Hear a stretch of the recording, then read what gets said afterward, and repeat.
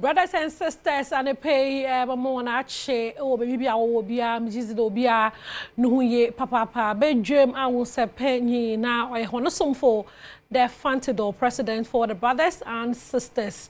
Association akwaba Zeba Ahosepe do na and pay question pen me bi so pa nyi de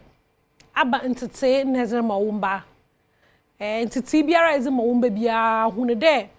woye mpanyino fa the mentity na exam honon nara na was mabo hona bra tititi bia tititi oba so ye popo so ye bono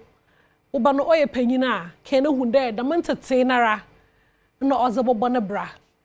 into no ya bofro ban no onyin ebe ye panyin ban merka esusu de Kwame Eugene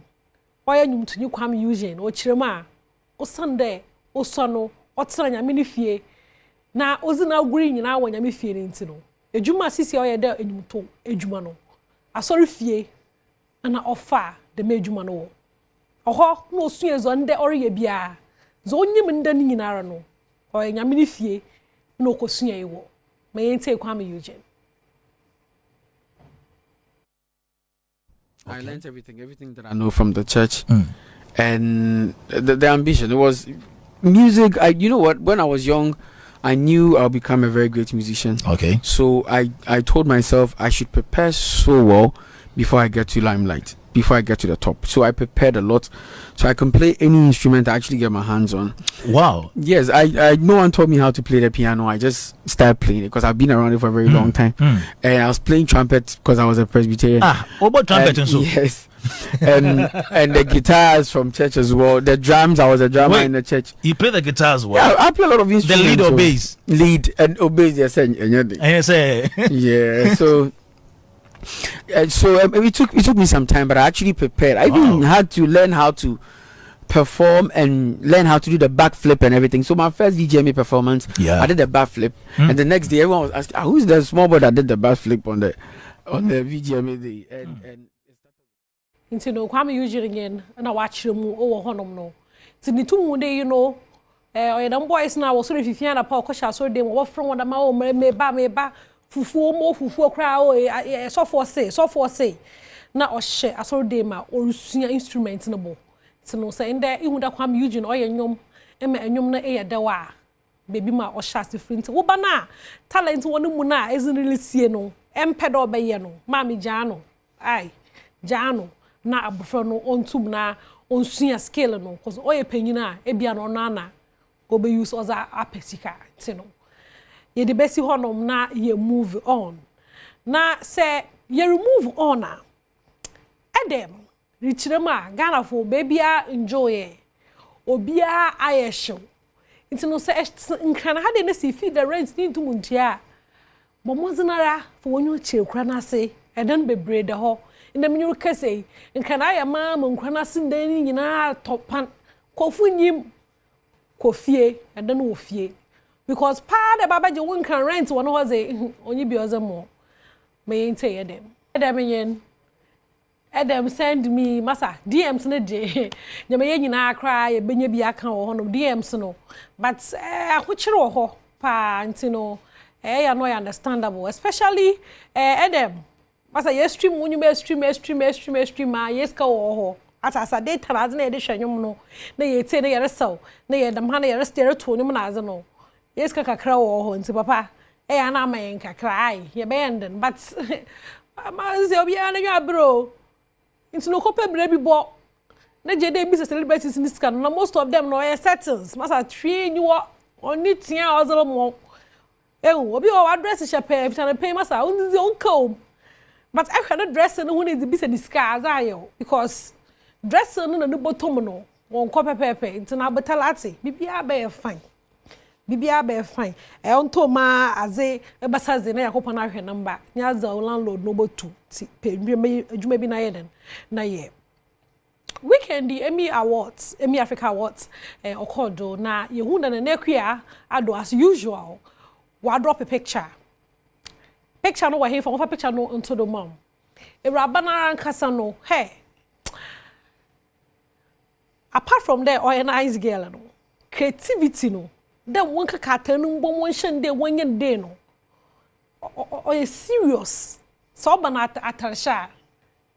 ehu eraba no is serious oba na ataresha inse no na ekua adonyen o chirema na emi atarenyi na netizens na me che wono wo internet no asam no anya ho ne de kra wo chirema na ekua asola from one actress pocho offer comment no onye da me na mreka because after posting picture no na ibinom rekado atane efe wo praise no na ze ba ibinom so chirema endio papa our for endio say be you know say be si o pocho wase make enyu o say ohun na na ekua we produce film biara another film bi poroko we feature wodo da in a very long time ohun na ekua wo here screens no da or act nanso no say ohun da worry ya was night biara na rabe quickly waka pay atar ahye we be gina ho and them commenting to my education bi kakra wa hade Shark Arrow ara Shark Ara 01 no so this was the be you say onumpo no opedo obi said when was the last time we dey rabe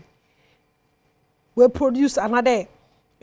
film bi aba iraba no uwom mame nso mame boaten okay no so obeche no akanse bebe ochirema iraba no address here papa baba still won hun film biala we kwotwa ehu but me peda me sure dem asa dem nkofo no so wo ho awo ampa menye wona ya adwene na ekua film otwa bi acher ya hu no wasene mu acher but ye wo ho no mu so a the way ye nyina ha nye de wo dress of no fashionistas asa onye adwuma bi aye why no da model bi we nyanye but so ye nye do o shatter no otwa picture no so ye adwuma wo tisi ihu na ekua do de ono da atala no hye na no ozne wo ntwasi ni bio mama me onye by force ade also be shatala wo mon shatal ai but I mean problem with nanekua is that you can a red carpet look na the picture na trend na ade but mu no red carpet bia do da masha event red carpet why bu social media de nanekua wa drop the red carpet look but they even no red carpet na nkasa do shut the matter na begina do be interview no reach pictures mu hu ni da from Nigeria for shows besi Ghana had their shows inti maybe some who there is it that ultra picture not to watch na events no so not we be post there me tell me sha benyun so on baby another aye obana onko like more I don't know but the next year I don't know how you do it but it's beautiful as all you feel so there you can as I no the next year Adom hon sama okodo we internet no do enye no motuedo na se motuedo a jaru ebesi school o Ghana ha school da no we hen school da na jaru olisi no oni school da na jaru wesi no oni school da no e guy papa ndida ye hu bibi o socials no do ma ye nra hu ye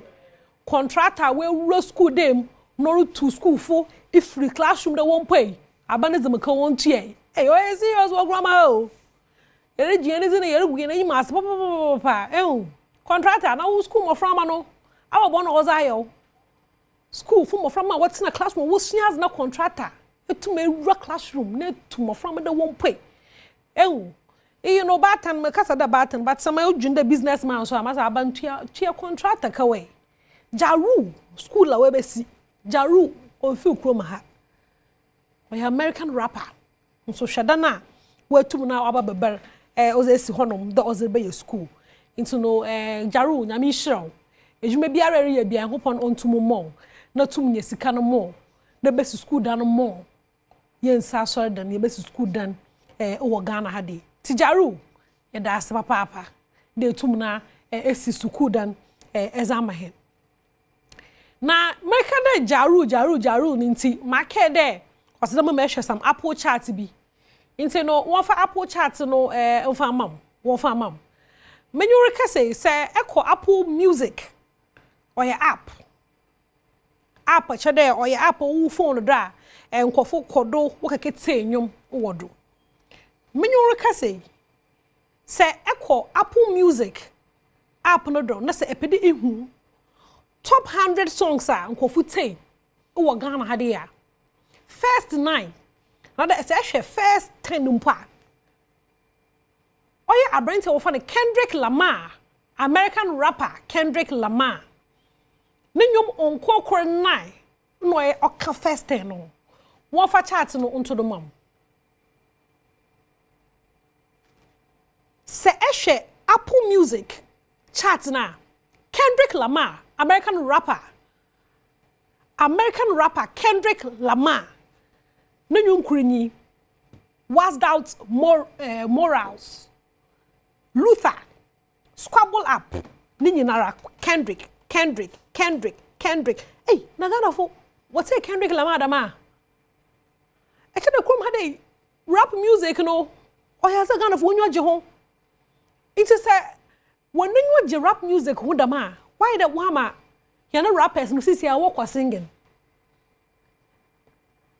because the arguments in there rap no Ghana fo nshada feel rap nyum no sisi a rappers work singing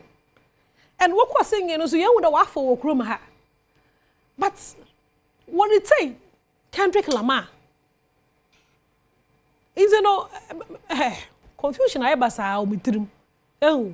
so what rap music what they say be na hwe Apple Music Ghana enuma yete there is not a single Ghanaian song top 9 medoko top 10 kra mama still Ghana nyum bi enyi ho yen we ho Ghana fo yen streaming ya enyom asempe Kendrick Lamar o wonyom enjoy kakra ai